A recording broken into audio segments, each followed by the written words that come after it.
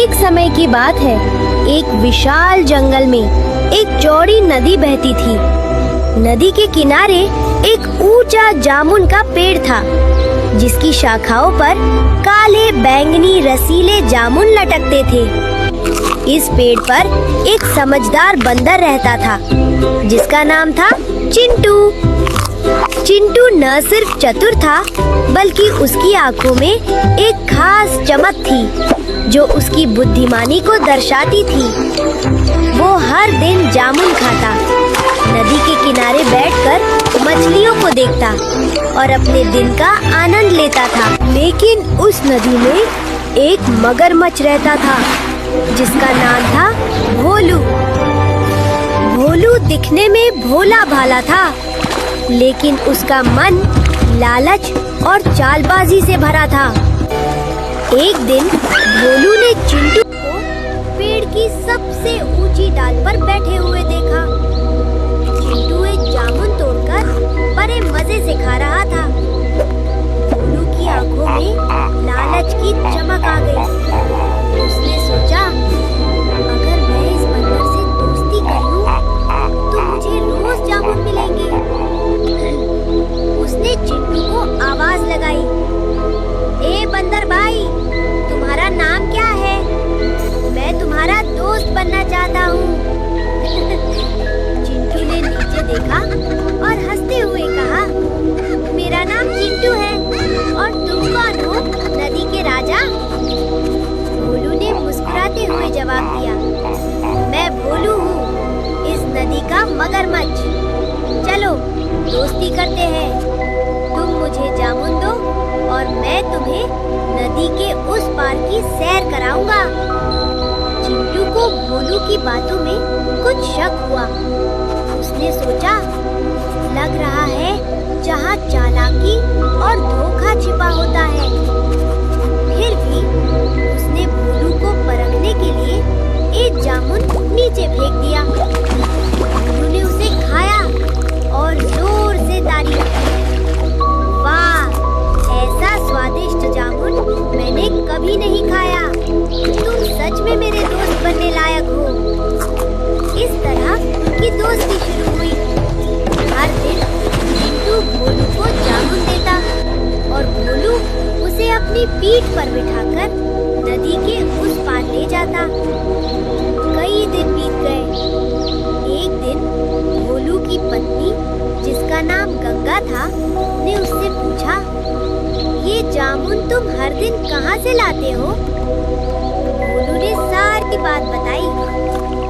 गंगा की आंखों में लालच की आग भड़क उठी। उसने कहा, अगर ये बंदर इतने मीठे जामुन खाता है, तो इसका दिल कितना स्वादिष्ट होगा। इसे मेरे लिए पकड़ लाओ। भोलू पहले तो हिचकिचाया। उसने कहा, गंगा, चिंटू मेरा दोस्त है, उसे मारना ठीक नहीं। लेकिन गंगा ने उसे बार बार उकसाया, अगर तुम मुझसे प्यार करते हो तो उसका दिल लाओ। आखिरकार भोलू गंगा की बातों में आ गया। अगले दिन भोलू चिंटू के पास गया और बोला, दोस्त, आज मेरी पत्नी गंगा तुमसे मिलना चाहती है। वो तुम्हारे लिए खास मछली पकाएगी। मेरी पीठ पर बैठो, मैं तुम्हें अपने घर ले चलता हूँ। चिंटू को भोलू की आवाज में कुछ अजीब सा लगा। उसने सोचा, ये कहानी का ट्विस्ट हो सकता है। फिर भी वो भोलू की पीठ पर बैठ गया। जैसे ही वे नदी के बीच में पहुंचे, भोलू ने हंसते हुए कहा, चिंटू, सच तो ये है कि मेरी पत्नी तुम्हारा दिल खाना चाहती है। अब तुम बच नहीं सकते। ये सुनकर चिंटू के होश उड़ गए। नदी का पानी ठंडा था और भोलू के दांत उसकी पीठ के पास चमक रहे थे। लेकिन चिंटू ने हिम्मत नहीं हारी। उसने दिमाग लगाया और हंसते हुए कहा, अरे भोलू, तुमने पहले क्यों नहीं बताया? मेरा दिल तो पेड़ पर ही छूट गया है।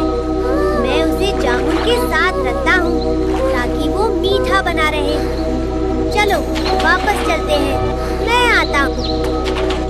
भोलू को चिंटू की बात सच लगी। वो तुरंत किनारे की ओर मुड़ा। जैसे ही वे किनारे पर पहुँचे, चिंटू तेजी से पेड़ पर चढ़ गया और ऊपर से चिल्लाया, भोलू, तुम्हें क्या लगा मैं अपना दिल पेड़ पर छोड़ दूंगा? तुम्हारी चाल समझ में आ गई थी, अब कभी मेरे पास मत आना।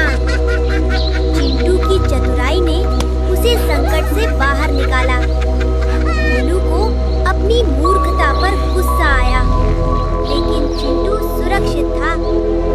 चिंटू ने ऊपर से कुछ जामुन फेंके और कहा, ये लो, आखिरी बार जामुन खा लो। ये कहानी का सबक है कि लालच हमेशा हारता है। भोलू चुपचाप जामुन खाकर नदी में वापस चला गया। ये कहानी हमें ये भी सिखाती है कि धोखे की दोस्ती कभी स्थायी नहीं होती और हमें हमेशा सच्चे दोस्तों का सम्मान करना चाहिए।